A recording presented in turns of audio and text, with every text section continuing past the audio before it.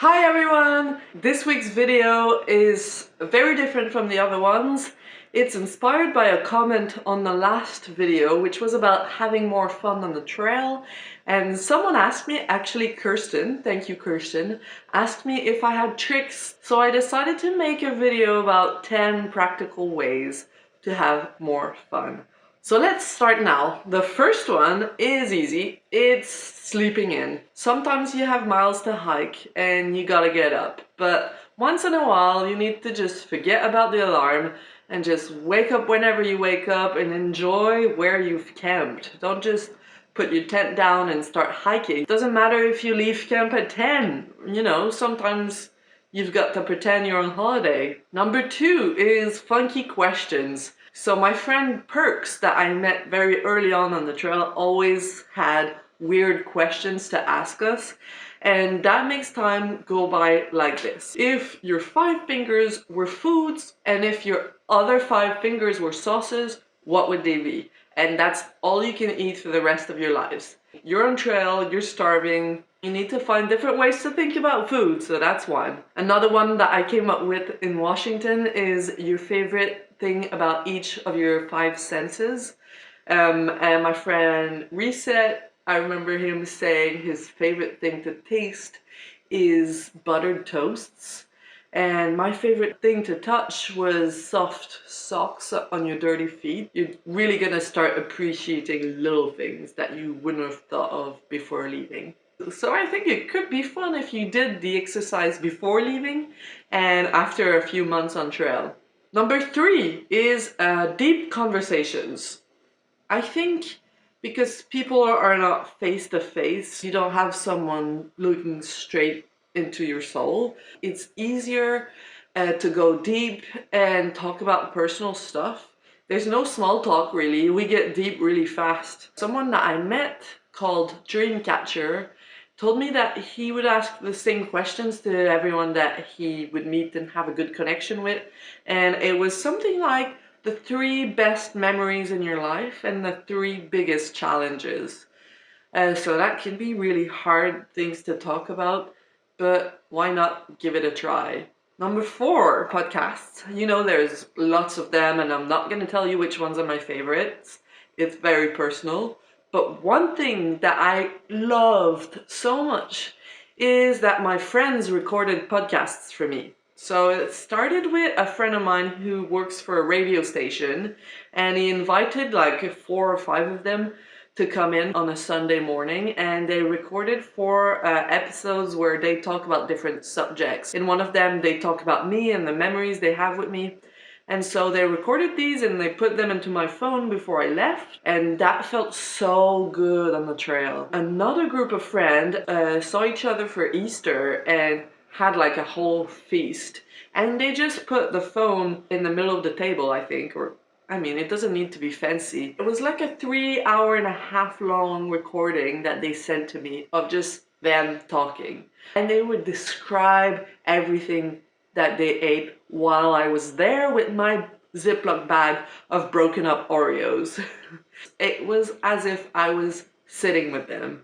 I mean, I was laughing at their jokes, I was answering what they were saying, and it just warmed my heart. Just ask your friend to record themselves while they see each other and send it to you. They wouldn't think about it, but it's amazing. Number 5, audiobooks. You can sign up to a library, a local library, and download audiobooks on an app. I don't know if it's the same in the US, but in Canada it's called Overdrive. What I love about it is you give them so much attention that it creates like an imprint in your memory of exactly where you were when you were listening to the story. I can think back to the different audiobooks I listened to and I can see the landscape that I was walking through. It's like it helps you remember, like being so focused on what you're listening to helps you remember the other senses. Don't know if it makes sense. Number 6 is a book club. My friends Perks and Reset, they were listening to an audiobook together, and they would say, for example, let's listen to chapter 1, 2, and 3, and then talk about everything. You have so much time.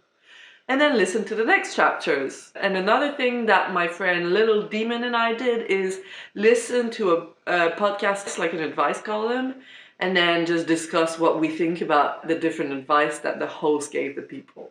Number 7 is making up songs. I'm not going to do an example for you because I have a horrible sense of rhythm, but just think of a popular song and make up lyrics about hiking. It's so much fun. You can do it on your own and sing out loud, or you can do it with your friends. That can just occupy your mind for so long, and after that you have an inside joke. There's also song lyric analysis. I rarely take the time to really listen to the lyrics of a song, but that's all you have on trail time. So I would listen to songs on repeat and wonder what they meant, and then sometimes I would like have moments where it clicked and I thought, oh, I've listened to that song 100 times and I only now understand what it's trying to say, and it would bring tears to my eyes. Number 9, we're almost there. Number 9 is games. You're not always going to be in the mood to play games, but once in a while a friend of yours is going to be having a bad day and they're going to need help to make it into camp. So I think it can be helpful to suggest a game because it can make an hour go by like this. One that I loved to play with my friends Sherlock and Pep Talk is the A to Z of food. Always about food. You start by thinking about a food that starts with A, so apple. I start with apple, then the next person, like you can play this game maybe with three people is ideal because 4 people is hard. The last person doesn't hear everything. You start with A, apple, and then the second person finds a food that starts with B, but they also have to repeat the one I said, and then by the end everyone has to repeat all of the foods that we came up with all the way up to Z. The other one is 21 questions. So someone thinks of an object, let's say a surfboard, and then the others have to ask 21 questions that are to be answered with yes or no until they find what the object is. Number 10 is my favorite, voice memos. Everyone has an app on their phone where you can just record yourself and then send it to someone or just keep it for yourself. You're gonna think about great ideas when you're on trail, so you should record them. You're gonna think about your friends. You're gonna wanna tell your friends about what's going on. Don't wait and think, I'm gonna write a letter or a postcard when I get into town. You're not gonna have much time when you get into town. You have time while you're on trail.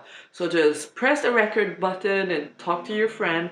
And then when you get somewhere where there's service, you send them the voice memo, and trust me, it's gonna make them feel so good. And they can even like hear your footsteps and hear that you're out of breath, and it's like they're part of it with you. You're gonna be able to listen back to the memos that you sent and remember where you were and what was going on. It's just such a nice memory. And that was the last one, but I have a bonus. Just eat a whole bag of chips. I was having such a bad time. I sat down to take a break, started eating my chips, and I thought, you know what?